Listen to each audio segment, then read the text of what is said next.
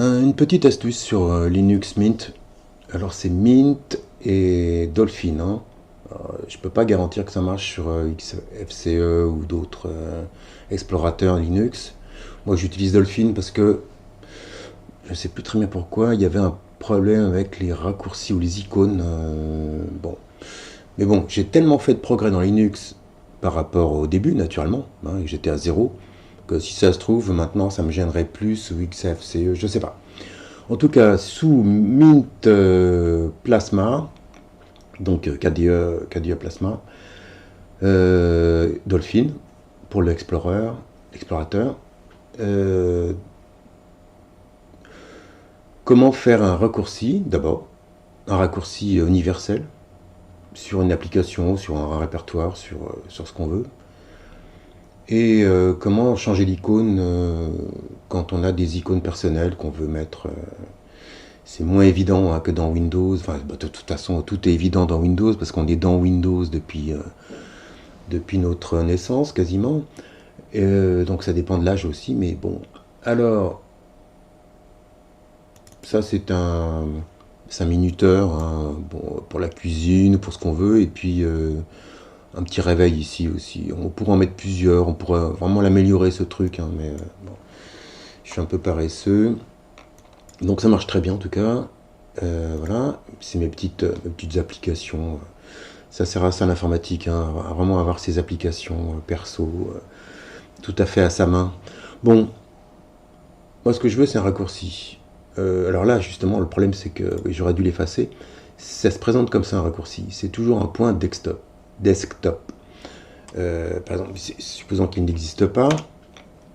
Donc je veux un raccourci sur la dernière version là, hein, et pour la mettre dans une taskbar, par exemple celle-là. Voilà. Au passage, je précise que si vous avez le courage de faire votre, enfin au moins d'essayer de faire votre migration vers Linux, quelle que soit la distribution, enfin je pense, quelle que soit, en tout cas sur Mint, tout ce qui est Debian, Mint ça vient de Debian, hein, vous retrouverez la possibilité de mettre des taskbars partout, comme dans XP. Voilà. XP, c'est un souvenir pour les vieillards, hein, comme moi. Enfin bon, les vieillards comme moi, ils ont connu, avant XP, ils ont connu 2000, avant ils ont connu 98, et avant ils ont connu 3.1, et avant ils ont connu même MS-DOS. Hein. Voilà. Donc, en tout cas, là, ça manquait vraiment. C'était depuis Seven, hein, on n'avait plus cette possibilité qui est quand même élémentaire. C'est élémentaire. Pourquoi nous l'avoir retiré dans Windows 7 et la suite? Bon, Microsoft, ouais. Donc, je suis vraiment doublement content d'abandonner Microsoft. Hein. Je l'abandonne pas seulement pour l'OS, je l'abandonne aussi pour tout. Hein, parce que c'est vraiment une escroquerie. Word, ça existe depuis 40 ans. Euh, Ils nous font payer un abonnement là-dessus, une fortune, alors que de toute façon, l'évolution, ça va toujours dans la complexité de l'interface et des fonctions. Bon, une usine à gaz. Alors que Office, comment ça s'appelle encore? OpenOffice, hein, ça marche très très bien, que ce soit pour éditeur, tableur, tout ce que vous voulez. Bon, petite parenthèse fermée. Donc, voilà, j'ai mon application, c'est un script Python, je sais pas comment on dit en Python, je suppose. Et donc, je veux un raccourci. Bon, le plus simple, c'est créer raccourci bureau. Voilà, c'est un petit piège parce qu'on croit que au début, on pense que c'est que pour le bureau. Et quand on n'a pas envie, là, mon bureau est très encombré parce que je débute encore dans Linux, donc j'ai peur de perdre des trucs. Des fois, il y a des confusions entre raccourcis, liens symboliques et répertoire réel. On fait des conneries au début, c'est normal. Hein. Donc méfiez-vous quand vous allez faire des fois, vous croyez que vous déplacez un raccourci, en fait c'est le répertoire réel. Vous faites bon, il y a quand même la petite flèche, hein, pour les raccourcis. Bon, mais des fois on n'est pas dans Windows, il faut un temps d'adaptation. Donc je fais raccourci bureau. Créer réponse, c'est bon. Toc. Et j'en profite pour changer mon icône. Je vais mettre une icône perso voilà, qui est dans le répertoire d'ailleurs. Je l'ai mise dans le répertoire. C'est beaucoup plus simple comme ça. Alors, Linux préfère PNG pour les icônes. Ça, c'est un vestige de Windows que je n'utilise plus.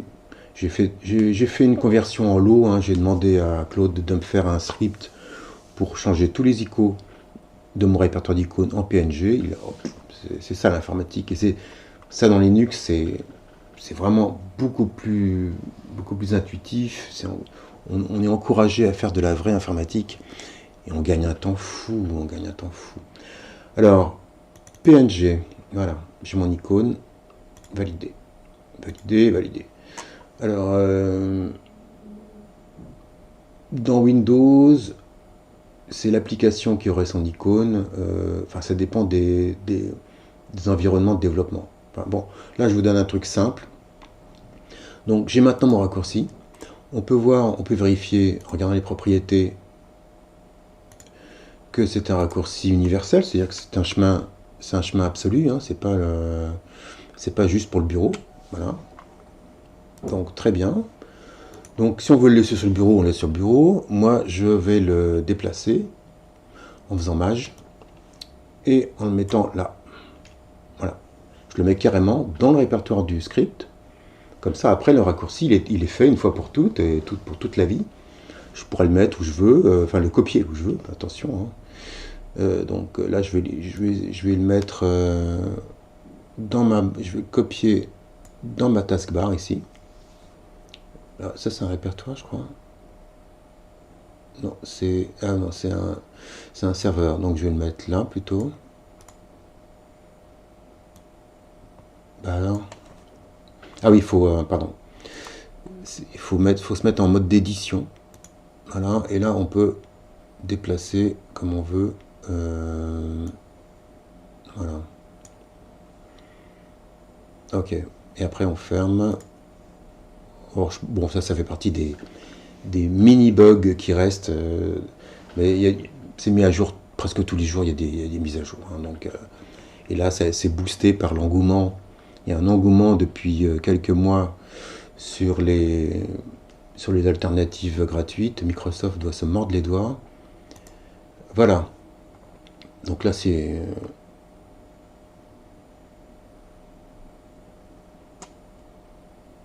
Là, j'en ai deux parce que j'avais laissé celui de tout à l'heure. Enfin, ça n'a pas d'importance. Donc je vais retirer celui-là. Mode édition. Voilà. Supprimer. Toc. Il y a peut-être un moyen pour supprimer les modes d'édition global. Bon, bref. Donc voilà. C'est super. Donc je suis là. Toc. Ma minuterie. Toc. Alors, par contre, c'est pas le sujet, mais c'est vrai que l'idéal, c'est d'avoir une icône directement sur le script. Et c'est moins... Dans Python, c'est moins simple que, par exemple, dans AutoHit. Dans AutoHit, c'est dommage que ce soit pas porté sur Linux. C'était vraiment très très bien pensé, AutoHit. AutoHit, c'est du scripting un peu comme Python, bon, moins élaboré, bien sûr, avec moins de librairies, moins de trucs. Mais on peut tout faire avec déjà, on pouvait tout faire. Moi, sous Windows, je faisais tout avec. Et ça va très très vite. Et la méthode de compilation dans l'éditeur, voilà, on met une icône, on met un machin et c'est fini. On a un exe, bon. Ok, bon voilà, donc est-ce que je peux mettre une icône directement comme ça? Non, vous voyez, c'est dommage, ça ce serait bien. Ok, voilà pour ce soir.